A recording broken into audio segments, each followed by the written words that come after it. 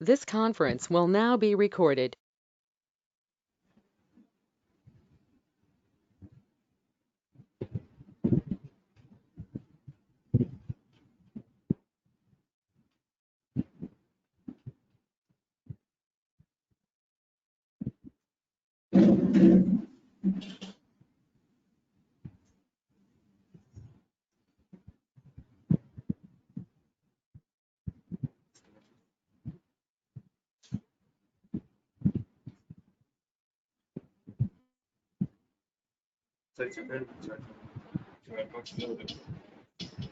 Chat box లో attendance meeting.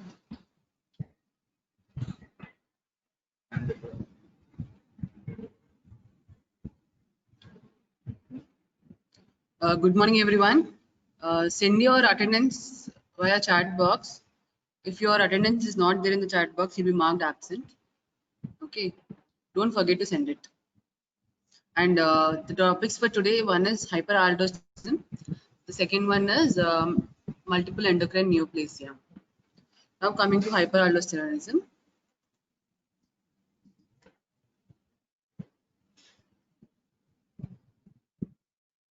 Hyperaldosteronism is a disease caused due to a problem in the adrenal gland. Predominantly, it is caused due to excess secretion of aldosterone, which is a mineralocorticoid. Okay, and it is secreted from zona fasciculata. Okay, along with it, sometimes you can have a condition where you have secretion of both sex hormones and glucocorticoids. Okay.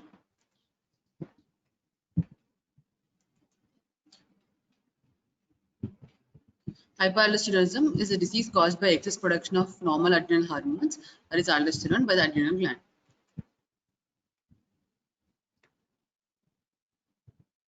Aldosterone is a hormone that controls sodium and potassium levels in the body. Its overproduction leads to retention of salt and water and loss of potassium, which in turn leads to hypertension.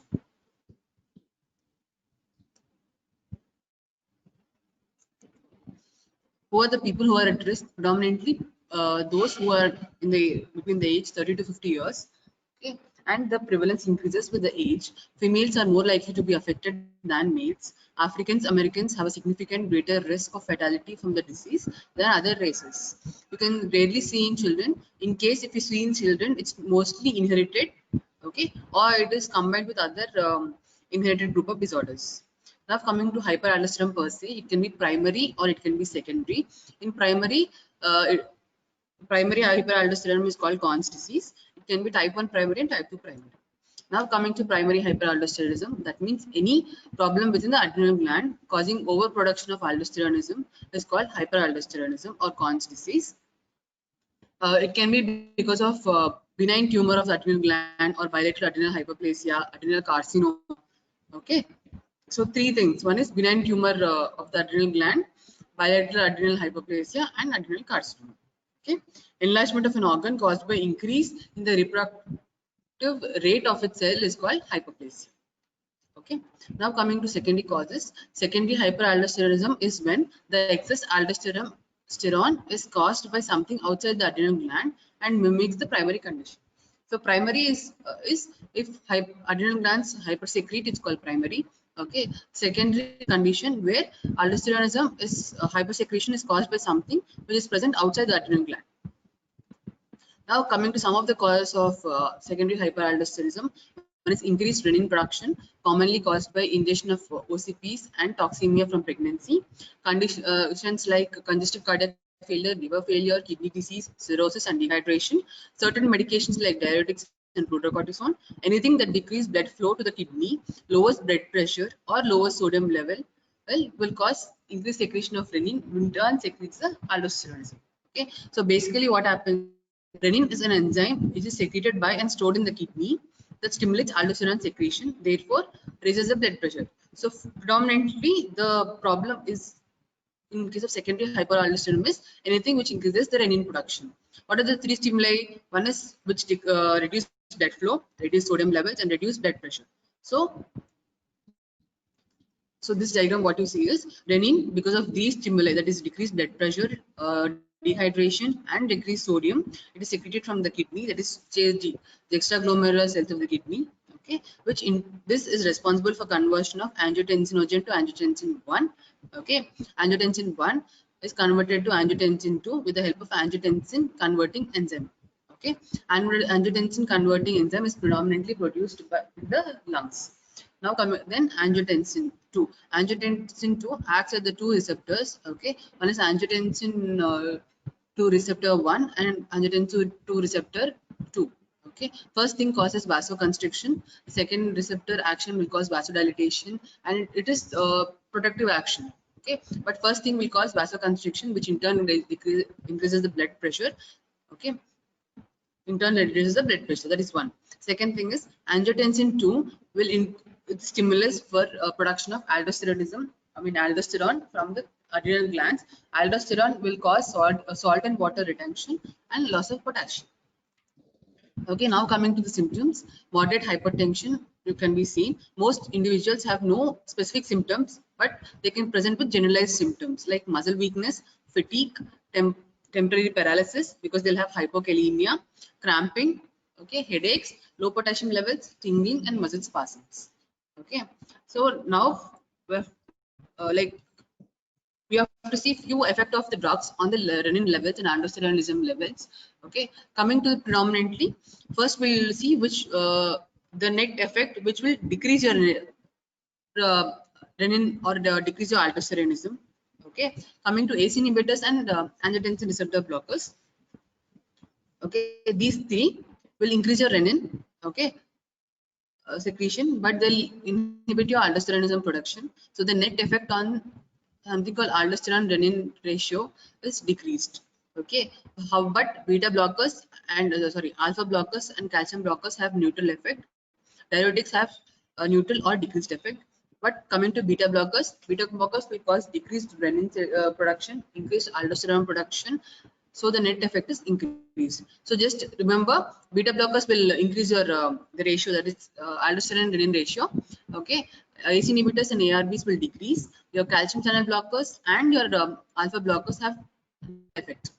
Okay, diuretics is plus or minus. Why this is important for you? Okay, now how I'll show you how to approach a patient with when you suspect mineralocorticoid excess. Okay, the things you have to keep in mind is patient who are having mineralocorticoid excess will have severe hypertension, and usually it will be resistant. Resistant is if more than 3 baby drugs are also given, it will not come into control. Okay, second thing is they'll have hypokalemia. It can be spontaneous or diuretic induced. They can have adrenal mass. Okay, and these people will have family history of early onset hypertension or cerebrovascular events at the age than 40 years. Okay, so important history you have to remember. They'll have diuretic resistant hypertension or drug resistant hypertension. They'll have hypokalemia. They can have adrenal mass, or they can have family history of early onset hypertension or cerebrovascular accident, usually at age less than 40 years. If one of these is positive, then you have to screen for mineralocorticoid excess. How do you screen? As I have told you, aldosterone renin ratio, okay, on current blood pressure medications, okay, with hypokalemia corrected. Suppose if you're having hypokalemia, you have to correct that. Okay, you have to continue the same blood pressure medications, whatever is a patient taking, but remember, stop spironolactone for 4 weeks. Okay, the patient should be off beta blockers, ACE inhibitors, ARBs at least prior 2 weeks of the result. Okay, so you check for aldosterone renin ratio or aldosterone levels. Okay, there in case if aldosterone renin ratio is more than 750 picomole per liter and aldosterone is more than 450 picomole per liter, you have to confirm it. How do you do? Confirmation is done by saline infusion test. Saline infusion test is basically you give 2 liters of physiological saline over 4 hours. Okay, or you can give oral sodium loading, or you can give fludrocorticoids. You can suppress fludrocorticoids. Sorry, you can suppress fludrocorticoid. Okay, so you have to confirm it by giving saline, normal saline. If suppose saline infusion test is negative, then it's not the cause of suspected mineralocorticoid excess. Okay, basically what will happen is if you give a lot of saline, or if you give a lot of oral sodium loading, your stimulus for renin is absent. So your aldosterone levels is supposed to be get suppressed because there is no stimulus for renin, because sodium is normal and your volume is normal, so hypovolemia and hyponatremia are not there. So the stimulus for renin secretion is absent, so renin is secreted less, in turn there will be reduced secretion of aldosterone, sorry. So that's why if it is positive, there's reduced secretion. If there is no change in the aldosterone levels, it can be negative.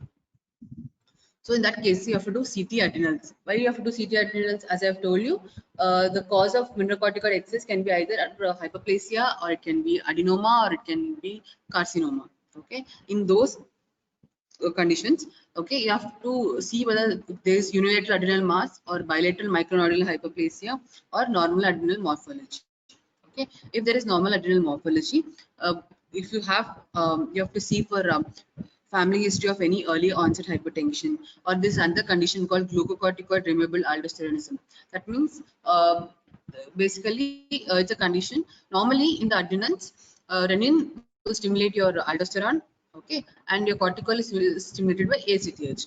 But in this glucocorticoid removable hyperaldosteronism, what will happen is your aldosterone is under the influence of your ACTH. So in those conditions also sometimes you can have increased aldosterone levels. If that is suspected, how do? You give dexamethasone. Dexamethasone in turn will suppress the production of your ACTH and will reduce your aldosterone levels. Okay, that is coming to normal morphology. In case the patient will have bilateral micronodular hyperplasia, that means small nodules, okay, but there is increased production of your aldosterone levels. You have to give drug treatment, that is mineralocorticoid antagonist, or you can give amiloride. Okay, now coming to unilateral mass. Unilateral mass, okay, you have to keep patient the age. If age is less than 40 years, you have to do unilateral adrenalectomy. The age is more than 40 years, okay, you have to do something called adrenal vein sampling. Adrenal vein sampling, if it's positive, then you do unilateral adrenalectomy, or if it is negative, then you have to see you have to go for drug treatment. Okay, basically what is adrenal vein sampling? In adrenal vein sampling, you have to check the levels of your aldosteronism, you check the levels of your ACTH. If aldosterone is increased, that means it is because of the adrenal problem, and you do unilateral adrenalectomy.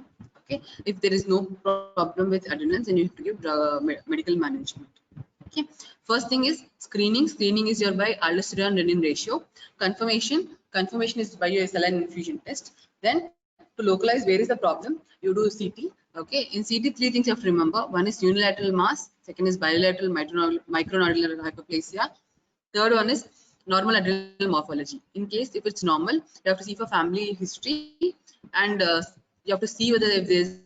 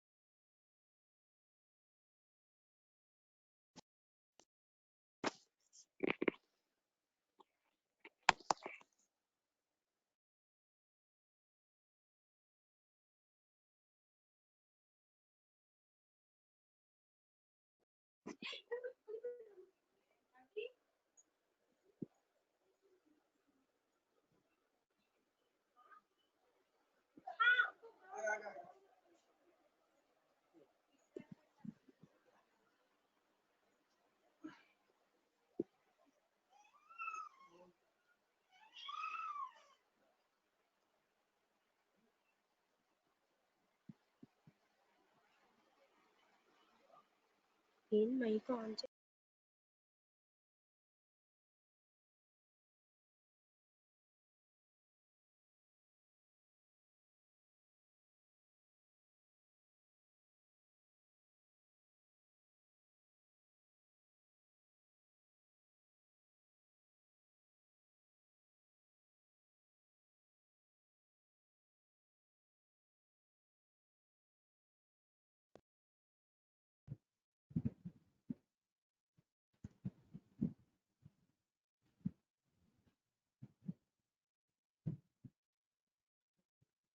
Hmm.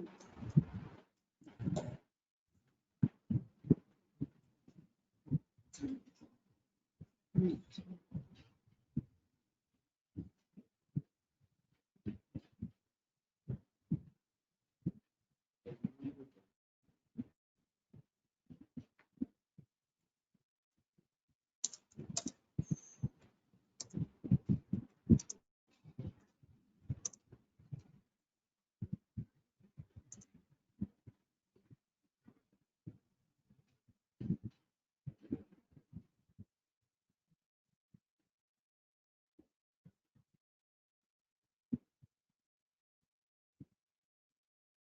Can you hear me? There is some loss of the net. Now it's back. Can you people hear me? Okay. Now we'll continue.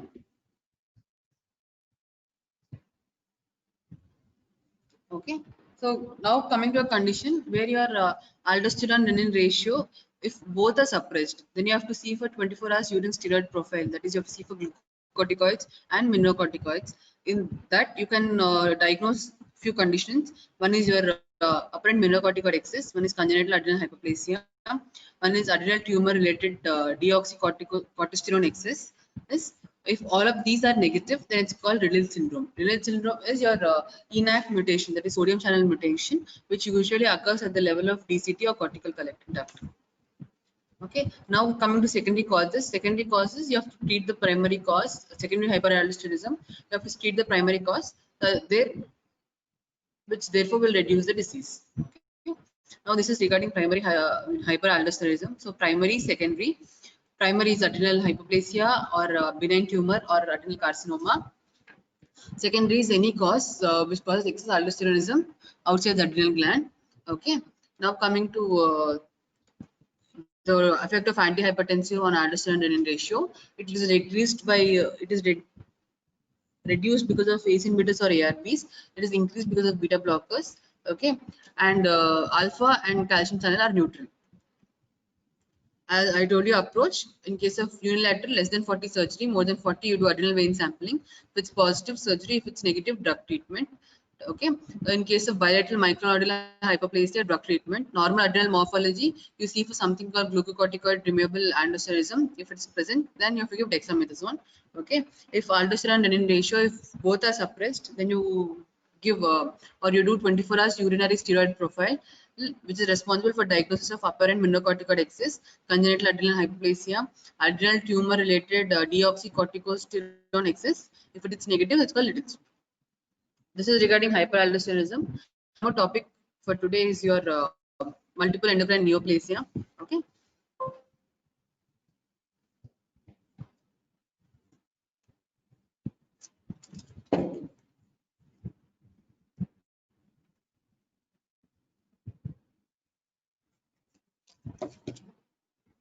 Multiple endocrine neoplasia.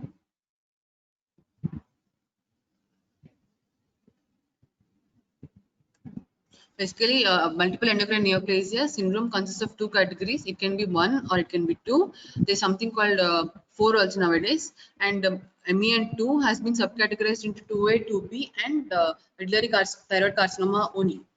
Okay. Now coming to MEN1, Okay, it is caused due to mutation of the gene called menin. I'll tell you and describe later. Okay, the things which are associated with this are 3 P's. One is parathyroid adenoma in 90% of the patients. Then intrapancreatic tumor, which is there in 30 to 70% of the patient. It can be gastrinoma, insulinoma, non-functioning and PPoma, VIPoma, or leukogonoma. And third P is a pituitary adenoma. Always remember, pituitary adenoma, 60% of the cases it can be prolactinoma. Then it can be somatotropinoma, corticotropinoma, and non-functional. Okay, associated tumors. There can be adrenal cortical tumor, pheochromocytoma, bronchopulmonary neuroendocrine tumor, thymic gastric neuroendocrine tumor, lipoma, angiofibroma, collagenoma, and meningioma. Okay, the gene mutation which is responsible for this is called menin. Remember, MEN1 is 3 P's: parathyroid, pituitary, and pancreas. Most common is parathyroid, followed by pancreas, then pituitary. Okay, coming to MEN2. MEN2 is caused due to a mutation of some gene called RET, RAT gene. It's a proto-oncogene. Okay, there can be 3 things. One is 2A and 2B, and it's also called MTC only. Okay, sometimes 2B is also called as MEN3. Now coming to MEN2A. Okay, it is because of medullary carcinoma of thyroid, pheochromocytoma, and parathyroid adenoma. So MPP, medullary carcinoma of thyroid, pheochromocytoma, and parathyroid. Okay, and then something called MTC only, where you see only medullary thyroid carcinoma. Then coming to MEN2B, sometimes it's also called as M3. There you see MTC. It is medullary thyroid carcinoma, pheochromocytoma, and there can be associated abnormalities like, remember, 4 M's. One is mucosal neuromas, Marfanoid habitus, medullated corneal nerve fibers, and megacolon. Okay. Now coming to men, MEN1 is your 3 P's. That is your pancreas, parathyroid first, then pancreas 2. Third thing is your pituitary. Okay, then MEN2A is your first thing is medullary thyroid carcinoma, second pheochromocytoma, third is parathyroid adenoma. Okay, coming to MEN2B, it's also called as MEN3, where it includes medullary thyroid carcinoma, pheochromocytoma, and associated conditions like 4 M's: Marfanoid habitus, megacolon, medullated corneal nerve fibers, mucosal neuromas. Okay, then coming to MEN4, there also it includes parathyroid adenoma, pituitary adenoma, reproductive organ tumors like testicular cancer, neuroendocrine cervical carcinoma. Okay, then there can be query adrenal plus renal tumors. Okay, MEN4 is due to mutation of CDKN1B. Now I'll tell you in brief about each thing. Okay, and treatment of few conditions which can come as a short notes. Same things. MEN1 is 3 P's: parathyroid, pancreas, and pituitary. MEN2A is medullary thyroid carcinoma, followed by pheochromocytoma, then parathyroid. Okay, MEN2B is medullary thyroid carcinoma, pheochromocytoma, and 4 M's, where you have Marfanoid habitus, megacolon, mucosal neuroma. Okay, medullated corneal nerve fibers. MEN4 is your parathyroid, your pituitary, reproductive organs, which includes testicular, neuroendocrine, cervical carcinoma. Okay, M1 is in combination of parathyroid, pancreas, and anterior pituitary, usually inherited. Always remember, all the men syndromes are inherited autosomal dominant pattern. Okay, it can occur sporadically. It is also called as Vermeer syndrome because it was first described by Vermeer. Okay, same thing. Etiology is responsible for MEN1 is located at 11q13 and codes for menin protein. Menin is involved with regulation of transcription and genome stability. Loss of heterozygosity for this region is associated with M1, suggesting that the gene has tumor suppressor function. Pathophysiology and presentations. Coming to first thing is a parathyroid. Okay, they'll have hyperparathyroidism. Okay, which presents as hypercalcemia, nephrolithiasis, bone abnormalities like osteitis fibrosis cystica. Common symptoms of hypercalcemia can be polydipsia, polyuria, constipation, and generalized malaise. Now coming to pancreatic islet cell tumor, which is also called as neuroendocrine tumor. It is the second most, okay, which includes gastrinoma, insulinoma, glucagonoma, VIP, pancreatic polypeptidoma. Okay, often multicentric and may undergo malignant transformation. These tumors can produce peptides and biogenic amines. However, non-functioning pancreatic endocrine tumors are the most commonest enteropancreatic NET. Okay. Important to diagnose as malignant pancreatic tumor, endocrine tumor is most frequent cause of death in people with MEN1. MEN1, what is the most frequent cause of death? Malignant pancreatic NET tumors. Now we're coming to gastrinoma. The most commonest functional pancreatic neuroendocrine tumor can be small, it can be multicentric, located in duodenum. Okay. The feature which is predictive of poor prognosis is one is the location, metastasis, ectopic Cushing's, and high-level gastrin levels. That is more than 1,000. Sometimes it is poor prognosis. Development of gastrinoma is precipitated by multifocal hyperplasia of gastrin-producing cells. Now coming to insulinoma. Insulinoma, it can be multicentric and can metastasize either to regional lymph nodes or the liver. Okay. Always remember, it is usually occurring in patients younger than 40 years, and many are diagnosed in patients younger than 20 years also. There's something called Whipple's triad. Insulinoma is always equal to Whipple's triad. What is it? One is they'll have symptoms of hypoglycemia, they'll have low blood sugars, and the symptoms improve after taking glucose. One is glucagonoma, occurs rarely in patients with men. It can present silently or present with hyperglycemia. Few patients show something typical skin lesions, which is called necrolytic migratory erythema. Okay. Other symptoms can be weight loss, stomatitis, but usually they're absent, and can be anemia also can be present. Okay. This what you see is necrolytic migratory erythema. It can be seen in face, lower abdomen, perineum, and lower extremities. VIPoma, one thing you have to remember about VIPoma is WDHA syndrome, that is watery diarrhea, hypokalemia, achlorhydria. Okay, tumor secreting pancreatic polypeptide. First thing, they can be associated with clinical manifestations or can be non-secretory also. Then there sometimes you can have growth hormone releasing hormone tumors, which mainly arises in the lungs, followed by pancreas and small intestine. Now coming to pituitary tumors, always I have told you 60% it's prolactinoma followed by your growth hormone. Then there can be other conditions also where there can be increased secretion of your ACTH or corticosterone. Other tumors associated with men are your carcinoid tumors. Okay, cutaneous usually can be cutaneous expression of MEN1 is very common in the form of subcutaneous lipoma found in 1/3 of patients. They can also be retroperitoneal, visceral or pleural lipomas. They can be facial angiofibroma and collagenomas. May allow pre-symptomatic diagnosis of MEN1 in relatives of undiagnosed patients. Other things you can see are adrenal tumors, thyroidadenomas, meningiomas, or CNS. Now coming to gastrinoma, inhibition of acid hypersecretion is achieved with basically this is a treatment part. It's achieved with proton pump inhibitors. Histamine release antagonists may also be added, but usually the dose what you use is very higher. Like suppose if you have to use pantoprazole, you have to use around about 60 to 80 mg. Omeprazole also 40 to 60 mg can be used. Okay, non-metastatic tumors, if they are localized, can be surgically excised. Removal of tumors larger than 2 centimeters in diameter reduces the frequency of liver metastasis, which is an important prognostic factor. Okay, surgical cure of multiple duodenal gastrinoma is very difficult.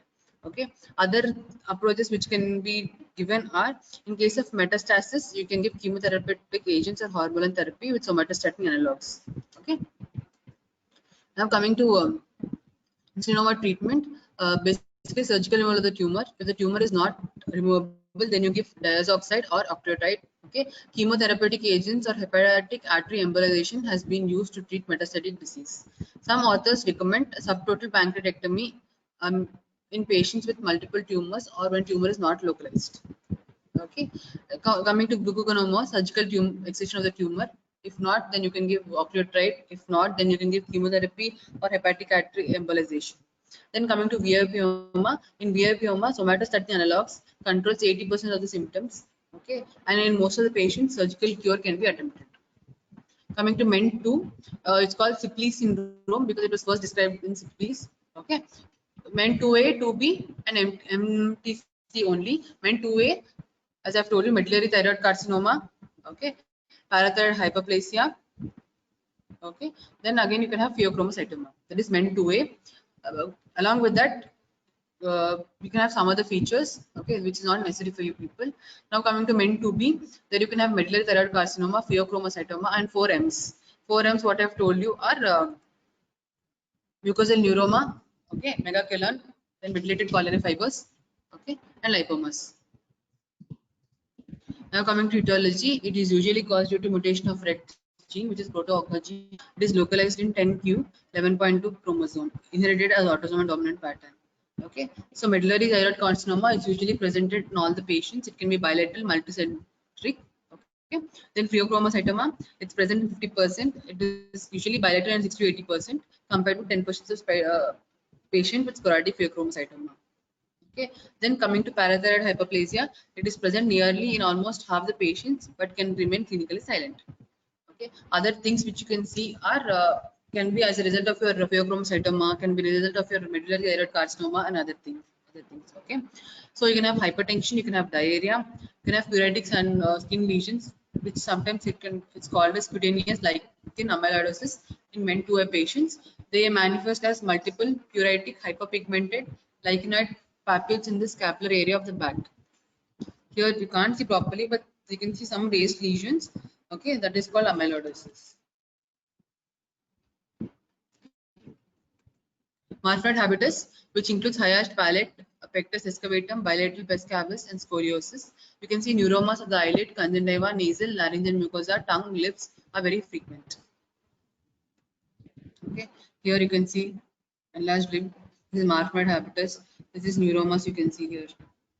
Okay, thank you. So in short, you have to know what are the men syndromes, what are the which comes under what. Men 1, 3Ps, parathyroid, pancreas, pituitary, associated tumors also if you want you can remember. Okay, but 3Ps you have to remember. Men 2A, medullary thyroid carcinoma, pheochromocytoma, parathyroid adenoma. Medullary thyroid carcinoma will have medullary thyroid carcinoma. Then you can have men 2B, it's also called as men 3. You can have medullary thyroid carcinoma, pheochromocytoma, associated abnormalities like 4Ms, Marfanoid habitus, mucosal neuromas, methylated corneal nerve fibers, and megacolon. Then men 4, you have parathyroid, you have pituitary, you have reproductive organ tumors, adrenal plus renal tumors. Okay, that's all for today.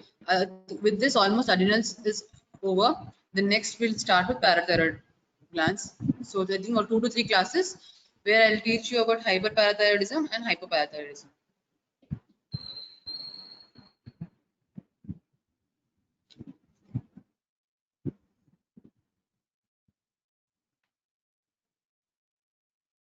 All of you sent your attendance?